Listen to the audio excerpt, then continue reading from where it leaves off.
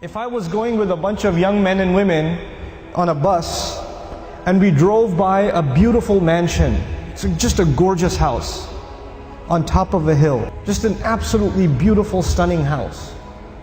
And the driveway into the house, there's a gorgeous car parked outside. And on the back of the house, there's this incredible backyard and a swimming pool and all of it. I mean, whatever you can imagine is there. It's like it's a piece of Jannah on earth. And you see the guy walking into his house. We're driving on this bus and we see this guy walking into his house. And I asked these young men and women, do you think that guy's successful?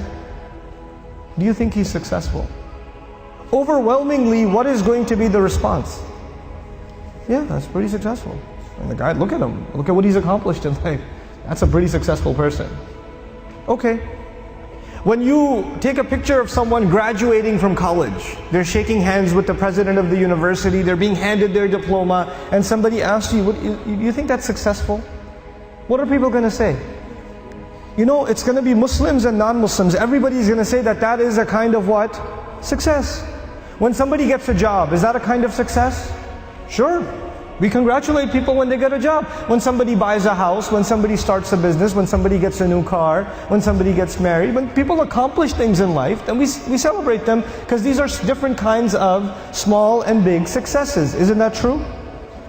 So the bus keeps driving and we see a man, a homeless man, who's living in a cardboard box on the street.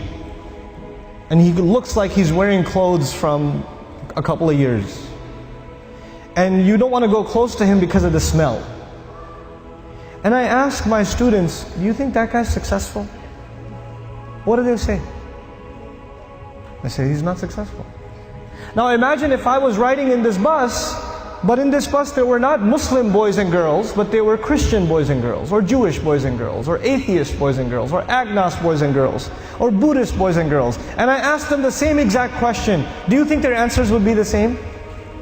Yep, their answers would be the same. That's the problem. The problem is the way we think about success and the way we think about failure. For Muslims, it's supposed to be different. All human beings can see it a certain way, that's fine. They have the apparent view of success and failure. But us, Muslims, Allah has given us clearer glasses. And once you look at reality through these glasses, you see something other people cannot see. You see something other people cannot see.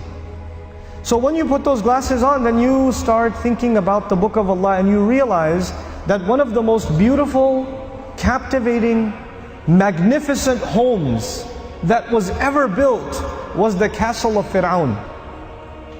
It was one of the most amazing homes ever built.